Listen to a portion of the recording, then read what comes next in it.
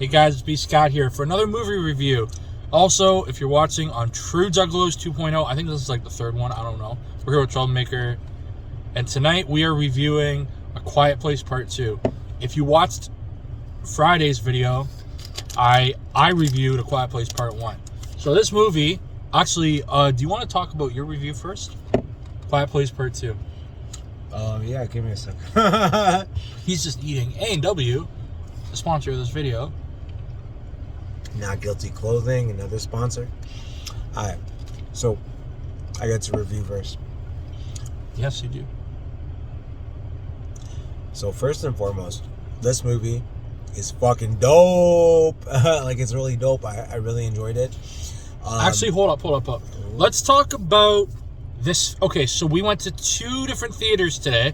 First one we went to was Silver City, Richmond Hill, which was okay. We just came from Colossus Theater at Highway 7 and 404. Talk to them about this lineup. Hashtag Spaceship Theater. It's on it's on your TikTok. Yes, So go. The link is down below. Bro, the whole fucking parking lot was packed, and there's a lineup out the fucking door to get into the theater. Yo, so Bscat and Troublemaker go to the theater. All right, cool. I'll let him explain. He's He's a lot more calmer than me. We go to the theater, right? And we're like, is that a lineup? We don't know. So we go to a parking spot. Unfortunately, we drive past it. We're like, okay, so it's not the spot for us. So then we go to another parking spot.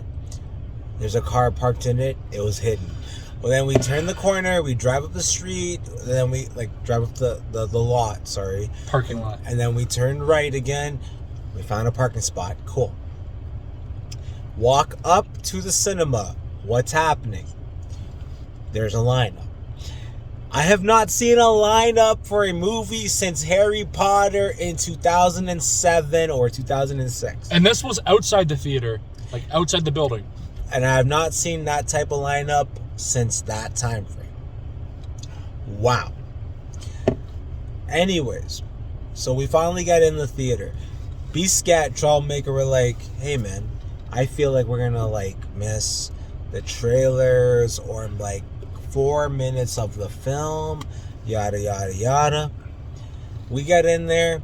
Nah, it's still in the pre-show. Say what? And we were front row, by the way. Okay, so Colossus, front row, row A, seats I think 9 and 10, I believe. It wasn't actually that bad because one of the last times I sat front row was for back in 2006, and that was for Step Brothers. Okay, that movie hurt my damn eyes because I sat front row. But back then there was no assigned seating. I just showed up late. This time it was easy on the eyes. It was chill. We didn't really suffer in the front row. Plus, we were almost feel like the center of attention because we were this front row, the middle seats. That shit was cool. Now, it was funny to be the middle seats because initially on the screen while we were reserving these things, I was like, yo, Bscat, what up, Trouble? Hey, apparently... I do not sound like that. Apparently, there's only a few seats left. And he's just like, oh. And I was like, we might be in the front row. And then he's like, oh. And then I was like, maybe we can manipulate our way and sit more than just the front row. And then we showed up and we were just like, yo, we'll just sit in the front row. And then we watched the movie and it was like, what would you call that? Full screen? No, it wasn't full screen. It was widescreen or something. It was easy on the eyes. You see that? I don't know what's going on there. It was easy on the eyes. And so we enjoyed the film, man. We enjoyed the film. Quiet Place. Yeah, A Quiet Place Part 2. Now we're gonna get into the synopsis and stuff like that. So I'm sitting there, I'm watching this film, and I'm super excited. And then it was day 472, and it was super funny. Not gonna lie, I'm not trying to ruin the film for you, but it was super funny that it was day da da da. Because then he turns to me and he goes, yo, you know your friend. You know, Shut up, Daniel. Shut up. He's like, yo, you know one of your friends has like this like playlist thing going, and they're like day 100 and I'm something. muting this video. And I was just like, ha ha ha, yo, that's totally right. And then like we had a moment, you know what I mean? And we laughed about it. It was like, but like no, like. Oh, sorry, I got to say one more thing. This guy talked through it the whole movie. Thanks, man. Thanks. Yeah. So, and not a negative thing by any means, but just he talked through the whole movie. So then we laughed about it because that was a funny situation and whatnot. And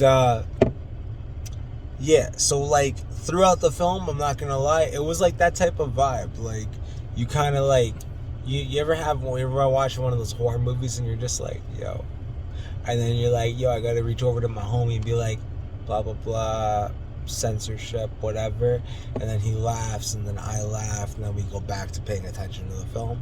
That was the type of vibe that it was that tonight, man. That was the type of vibe, you know what I mean? So yeah, other than that, the movie itself is a very good film. I would give it like a 3.5 out of 5.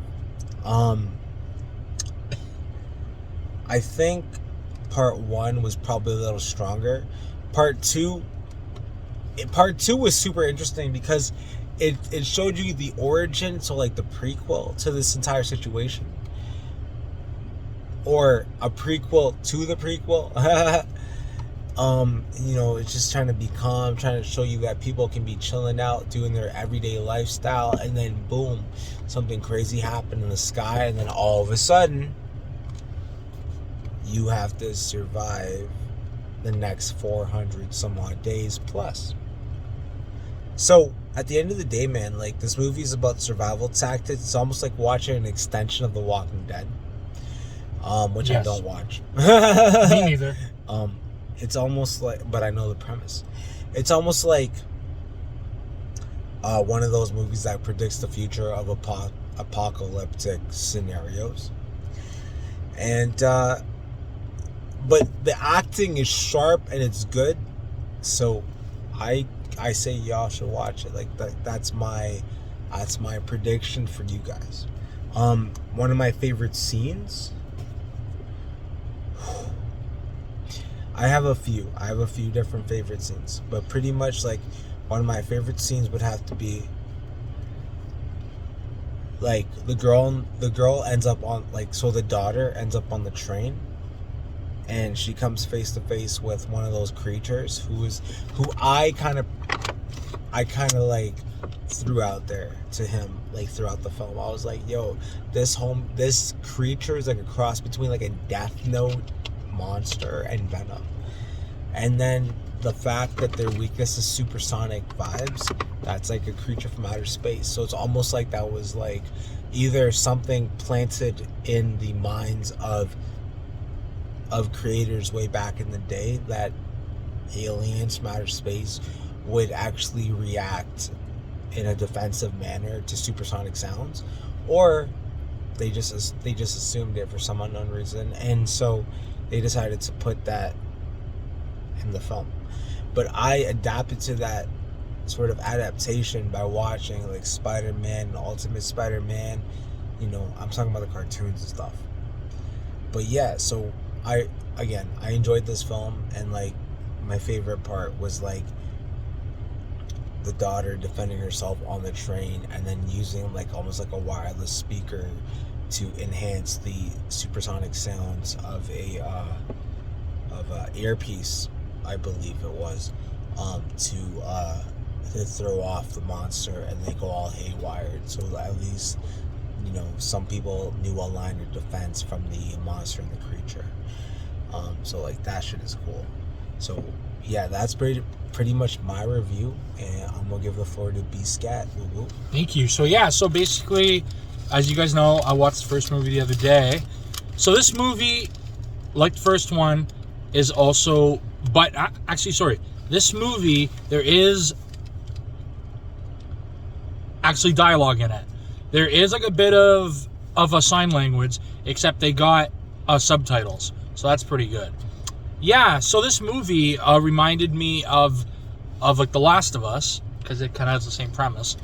And yeah, really good movie. It's about 60 minutes, Daniel, I think, told me. So that's about, what, an hour and a half, an hour 45, I don't know. It's a great movie. It's a good horror movie. Lots of jump scares. I even got a little scared. But yeah, I definitely think they may make a part 3. I think this could be a great series. Just like the last movie review that we did, Escape Room, which, if you've not watched yet, comment down below. I mean, sorry, link is down below. I'm so sorry. But yeah, so we went. It was a good night. The movie was good. And yeah, do you have anything else to say, Daniel?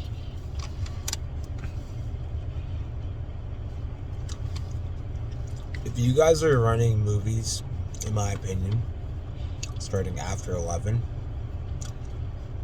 I don't recall what time I went to the concession stand, but I would like a later time for it to close. He's talking about Cineplex, by the way. He's not talking about Imagine. In case anyone's watching from management. I was just talking about movie theaters in general. Oh, okay. So that's just for all movie theaters in general? Yeah. Just saying. Okay. Yeah. Anything else you want to say, Daniel? No. That's cool. All right, guys. I hope you enjoyed this review.